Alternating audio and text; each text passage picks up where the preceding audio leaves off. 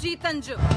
Bharatiya Janata party जो ऐसे में मर्यादाओं के बारे में अक्सर ज्ञान देती, लेकिन देखिए ना, अब जब उसके खुद के सांसद ने भाषा की सारी मर्यादाओं को लांघ दिया है तो बीजेपी चुप है। अब बीजेपी को भाषा की मर्यादा याद नहीं आ रही है, लेकिन बाकी लोग थोड़ी चुप रहने वाले हैं। लेकिन हर तरफ बीजेपी की भर भर कर आलोचना हो रही है। इसी बीच पत्रकार अजीत अंजुम ने मोदी, शाह और नड्डा समेत रमेश बिधूड़ी को भी खूब सुनाया है। दरअसल बीजेपी सांसद रमेश बिधूड़ी ने बसपा सांसद दानिश अली को संसद में अपमानजनक शब्द कहे थे। उसके बाद से हर कोई दानिश अली का ही समर्थन कर रहा है और इसके साथ ही बीजेपी पर सवाल भी उठ रहे हैं। और सवाल उठे भी क्यों ना, क्योंकि बार बार जो बीजेपी खुद को सबसे साफ सुथरी पार्टी बताती है, उसी पार्टी में ऐसे सड़क छाप भाषा इस्तेमाल करने वाले भी हैं।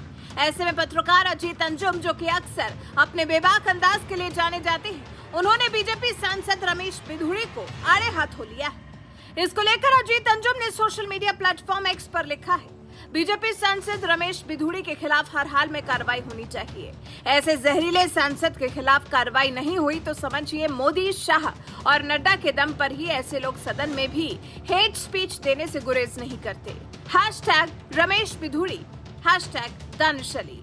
अब जिस तरह से अजीत अंजुम ने पीएम मोदी, अमित शाह और जेपी नड्डा से भी सवाल किया है, उस पर भी जनता रिएक्ट कर रही है। जहां एक यूजर ने लिखा, भारत की नई संसद की सबसे बदनुमा तस्वीर, क्या बिधूड़ी को प्रधानमंत्री दिल से माफ कर पाएंगे?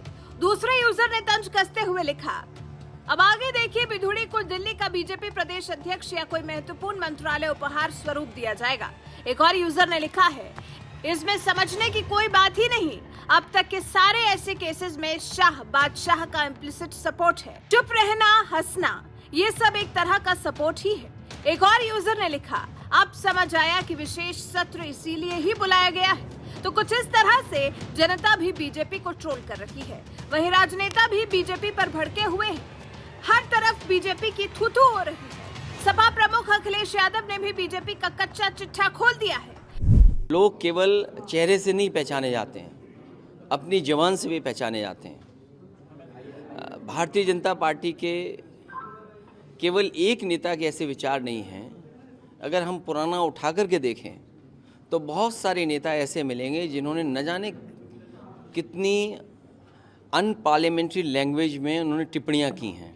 और फिर हमारा देश सेकुलर है, डेमोक्रेटिक कंट्री है, और लोकसभा में इस तरह की भाषा का इस्तेमाल करना, इनको हमेशा के लिए पाबंदी लगा देनी चाहिए। वहीं कांग्रेस सांसद इमरान प्रतापगढ़ी ने तो पीएम मोदी से ही सवाल कर लिया है। हम देश के संविधान में और लोकतंत्र में भरोसा रखते हैं और हम इस देश की हर संस्था की मर्यादा को बचाना जानते हैं, चाहते हैं। संसद एक ऐसी संस्था है जो देश में सबसे पवित्र, सबसे सुरक्षित संस्था है। अगर वहां भी किसी सांसद के साथ इस तरह की भाषा का इस्तेमाल किया जाएगा, गाली नहीं बल्कि सांप्रदायिक गाली दी जाएगी, तो ये किसी भी कीमत पर बर्दाश्त करने वाली बात नहीं है। लोकसभा अध्यक्ष जी से हमारी गुजारिश है कि आप कार्रवाई करिए, कड़ी से कड़ी कार्रवाई करिए। प्रधानमंत्री जी से मेरा अनुरोध है कि सबका साथ सबका विकास का जो आपका नारा है, उसकी अगर लाज बचानी हो तो चुप्पी तोड़िए।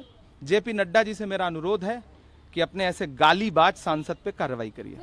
वहीं अंत में आपको सुनाते हैं कि इस पर दानिश अली ने क्या कुछ कहा है। और मुझे उम्मीद ही नहीं, पूरा यकीन है कि आदरणीय लोकसभा स्पीकर कल की घटना का संज्ञान लेते हुए जो उचित कार्रवाई है वो करेंगे। मैंने नोटिस दिया है, क्योंकि सब चीज रिकॉर्ड पे है और ये पहली बार हुआ है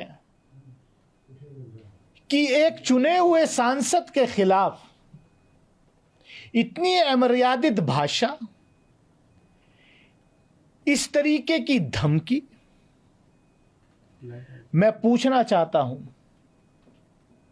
क्या आरएसएस की शाखाओं में, क्या प्रधानमंत्री नरेंद्र मोदी जी के नए भारत की प्रयोगशाला में कैडर को यही पढ़ाया जाता है?